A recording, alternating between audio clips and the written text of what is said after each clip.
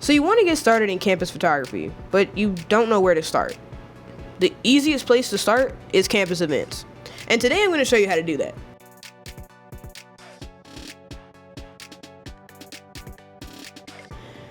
So campus events are one of the most important things to document as a college photographer. Now, I started off with the campus newspaper as soon as I got to campus. So I was photographing events the whole time. I've always photographed events. Even back in high school when I first started, it was events that I was photographing. Now, what people don't understand is that campus events are the best way to network with other people. Not only other creatives who are out there doing the same thing you're doing, but student orgs that may need work from you later. Now, me personally, I work a lot with Greek Life. I'm not Greek, but they contract me out to do a lot of their stuff, whether that be headshots, event photos, whatever. They want me there. But I wouldn't have gotten that connection if I hadn't just started shooting student events and other campus events. Now, campus events don't necessarily have to always be a performance or be a sport. It can be literally anything. It can be a club meeting where people need LinkedIn photos showing that they know how to run a meeting, or it can be a huge festival like how we have here at Longwood, Oktoberfest and Spring Weekend. People want those memories, so be the one to provide those memories and they'll come back to you later. That's why campus events were where I got my launching point. I now work with academic departments, administration, and again, student orgs to make money off of what I'd love to do. And that's what I want to show you guys how to do today. So when you get to your event, make sure you're not just getting those posed pictures. While posed pictures can be great, and sometimes people like to have them for archive purposes to see who was at the event, the main thing that people really want to see is those moments frozen in time. You want the candid shot. The pose shots are fun if people want to do a little silly face or something like that. But what people always remember is, I looked really good while I was performing, or that shot of me talking to my friend was the last one I had all year. I want to be the person that captures those moments because that's what makes people come back. Everybody can take a pose picture. Everybody takes pictures on their phone with a little peace sign or whatever. But what you really want to get is those moments where people don't even realize you're there. Those are sometimes the most powerful and impactful pictures that you can take because they can't get those on their own. Somebody can ask you to take a picture, but when you're doing it and they don't know you're there, that's when you get the real emotion, and that's what really draws people to your work.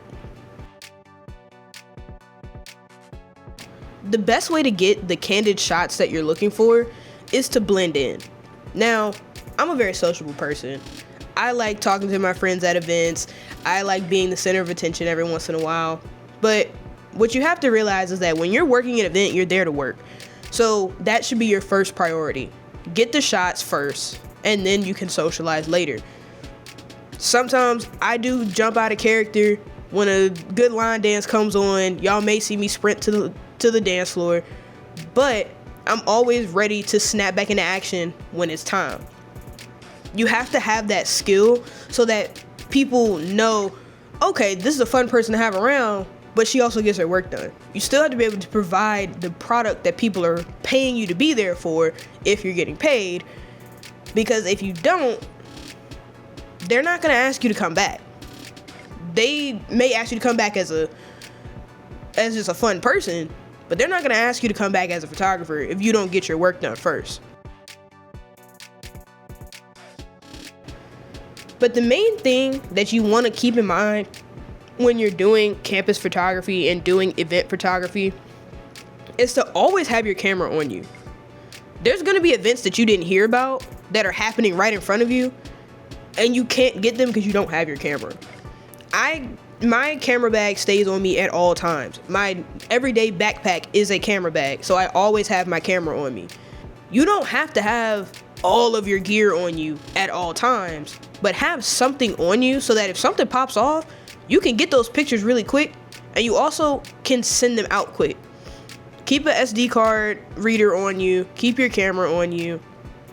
Have some sort of mobile editing software on your phone or your iPad or whatever, so that you can still get your stuff out quick. That's the main thing about campus photography, is that if you aren't getting your stuff out quick, it's not relevant anymore. They're gonna move on to the next event, or they're gonna move on to the next function that's happening, and you're still sitting on pictures from 3 days ago. You got to get your stuff out sometimes same day if you want to stay relevant in this space. Campus is going to be lively. There's so many things happening at so many different times, but you have to be on top of your stuff so that you can be ahead of the crowd. Sometimes I get a couple photos out while the event is still happening. A lot of my friends say that like my videos come out way too quick, but that's because I always have an SD card reader on me and my iPad. I can plug it in real quick, grab some footage, throw together a 30-second video, and put it out to show people, hey, I was at the event, here's some of the shots that I got. If you want them, let me know. That way, you're building those connections through people who want to see your content. You're building anticipation for when your photos drop, and you're also building up hype around you as a photographer.